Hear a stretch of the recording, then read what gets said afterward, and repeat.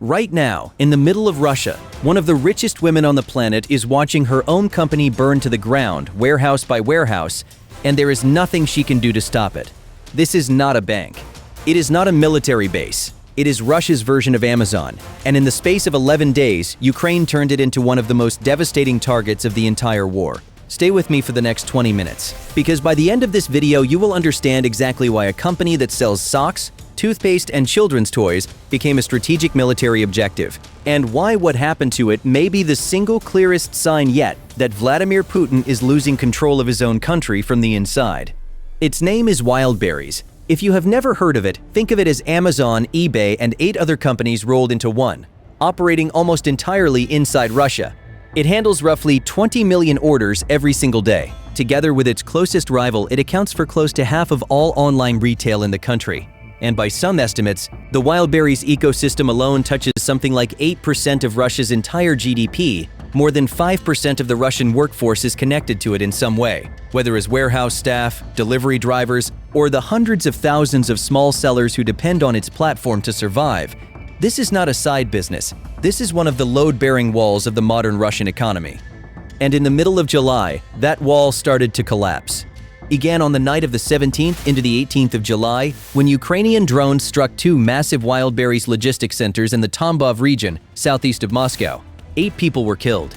More than 70 were injured. It was already, by Russian standards, one of the costliest single strikes on civilian commercial infrastructure since the war began. But it was only the opening move. Within days, the strike spread to Krasnodar and Novorossiysk in the south, then to Elektrostal, just outside Moscow, where a massive complex employing thousands of people went up in flames, then north to St. Petersburg and the surrounding Leningrad region, where 2 plumes of black smoke rose so high they were visible from orbit and photographed by NASA satellites, to Yekaterinburg, more than 1,000 miles from the Ukrainian border, proving that nowhere in the country was truly out of reach.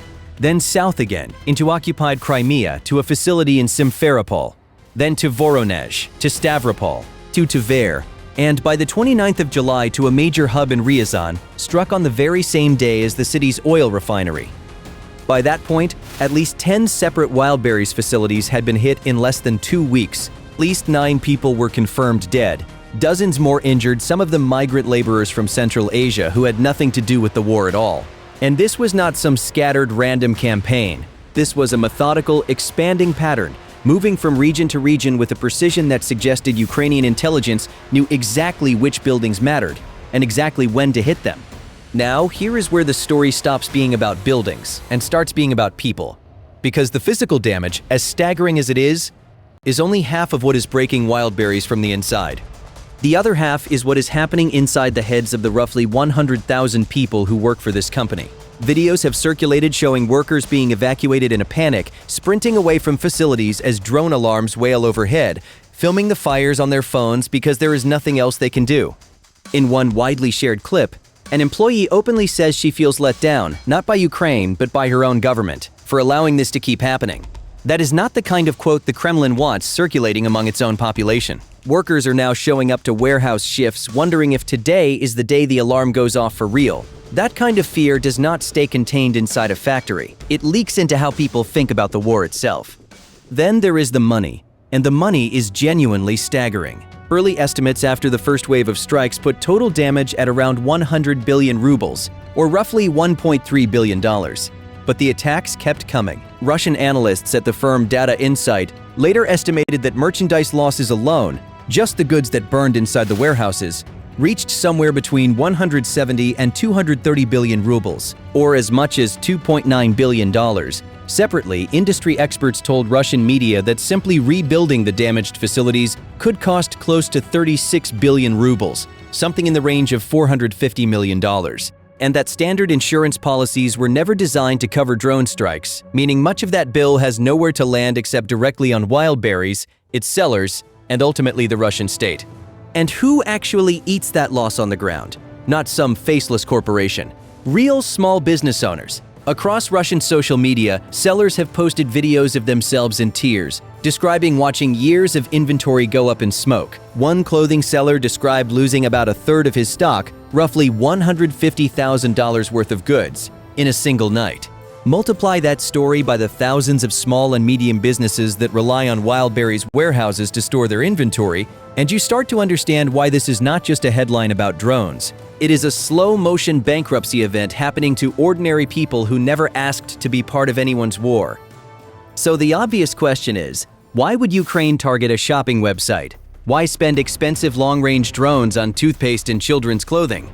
Because according to Kyiv, that is not actually what these warehouses were storing. President Volodymyr Zelensky has stated directly and repeatedly that the targeted facilities were being used to move sanctioned electronics, drone components, and navigation equipment destined for the Russian military. And when independent journalists and open-source researchers went looking at what was actually being sold on the platform, they found something striking. Investigators identified listings for body armor, combat helmets, camouflage gear, and fiber optic cable of exactly the kind used to guide first-person view attack drones, many of them carrying labels claiming they had been field tested by Russian forces in the war itself, complete with official certification stamps. Some of the best-selling items in that category were showing up with reviews from buyers explicitly saying they were purchasing supplies to send to soldiers at the front. Under international humanitarian law, when a civilian facility provides what is called a definite military advantage, it can become a legitimate target for proportionate strikes. That is the legal argument Kyiv is leaning on, and it is a very different argument than simply striking an ordinary shopping mall. Tellingly, just 11 days before the very first strike, Wildberries quietly updated its seller agreements to add drone and missile attacks to its force majeure clause. Fine print that frees a company from having to compensate sellers when their goods are destroyed by something officially classified as an unforeseeable disaster. To a lot of outside observers, and clearly to a lot of furious Russian sellers, that timing looked less like coincidence and more like a company that already knew what was coming. The Kremlin's response has been flat denial. Spokesman Dmitry Peskov has insisted the company has no connection whatsoever to military supply chains. And Wildberries co-founder Tatyana Kim, now Russia's wealthiest woman, described the attacks as targeting ordinary people with no connection to the war. But that framing runs directly into a very inconvenient fact. Russia has spent years striking Ukrainian civilian infrastructure, including the logistics and parcel delivery networks Ukrainians rely on every day. Kyiv's own officials have described the Wildberries campaign partly as a mirror of that, a direct answer to Russian strikes on Ukraine's delivery and logistics networks, aimed at making ordinary Russians feel for the first time some fraction of what ordinary Ukrainians have been living with for years. Now let's talk about why Russia cannot simply stop this from happening again. Because on paper, Russia has one of the most feared air defense networks on Earth, S-300 and S-400 batteries capable of shooting down cruise missiles and fighter jets. But those systems were built to stop expensive, fast-moving military hardware, not swarms of small, low-flying, relatively cheap drones. Firing a multi-million-dollar interceptor missile at a drone that costs a tiny fraction of that price is not a sustainable trade. Especially not when you would need to do it over and over again to protect more than 200 separate logistics sites scattered across a country that spans 11 time zones. Physically shielding all of that ground, millions of square meters of open warehouse roofing, with netting or hardcover is, according to experts who have looked at the numbers, essentially impossible at any reasonable cost. Some sellers have floated the idea of stretching protective netting over the buildings, but so far it has stayed exactly that, an idea. Independent analysts have been blunt about the conclusion. These facilities are structurally undefended soft targets, no matter what official statements claim about standard industrial protocols. Which brings us to how Russia is actually trying to respond, because panic is now visible at the highest levels of the company and, reportedly, inside the Russian government itself. Wildberries has begun urgently searching for warehouse space in Kazakhstan, hoping to move part of its operations out of drone range entirely. Sources cited by the Russian business daily Kommersant say the company is looking for around 100,000 square meters of space, and that it is prepared, in the words of one source, to lease every single available warehouse in the entire country. There is just one problem. Kazakhstan does not have that kind of space sitting empty. Total high-quality logistics space in the whole country is only around 1.9 million square meters, with a vacancy rate of under 6%. Nowhere close to enough to absorb what Russia has already lost, let alone build a genuine safe haven. Even the company's own construction projects underway in Almaty and Astana will not be finished for months, some not until next year. Meanwhile, back inside Russia, property owners who might otherwise rent Wildberries' new warehouse space are increasingly refusing to sign new leases, because everyone now understands a simple, brutal fact. Once a building has Wildberries' name on the lease, it becomes a target. It has gotten serious enough that, according to Reuters, the Russian government itself has entered talks with Wildberries over possible state financial support, with the state-controlled bank VTB reportedly expected to play a central role. Think about what that actually means. A private e-commerce company has become such a significant piece of national economic infrastructure, and its collapse such a serious political risk, that the Kremlin is now discussing bailing it out.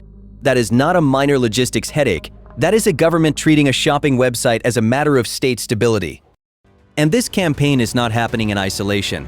In the very same stretch of time that Wildberries' warehouses have been burning, Ukraine has also been running one of its most intense campaigns yet against Russian oil refineries, pushing the country's fuel production down toward levels not seen in decades. On the very day the Ryazan Wildberries hub was struck, so was the Ryazan oil refinery. On the same date, in the same region. That is almost certainly not a coincidence. It looks like a coordinated dual-track strategy. Hit the fuel that powers the war machine, and simultaneously hit the logistics network that keeps ordinary economic life and, Kyiv alleges, quiet military supply lines moving underneath it. Squeeze both at once, and you are not just degrading Russia's ability to fight, you are degrading its ability to pay for fighting at all. What makes this moment genuinely historic is what it reveals about the shape of modern war.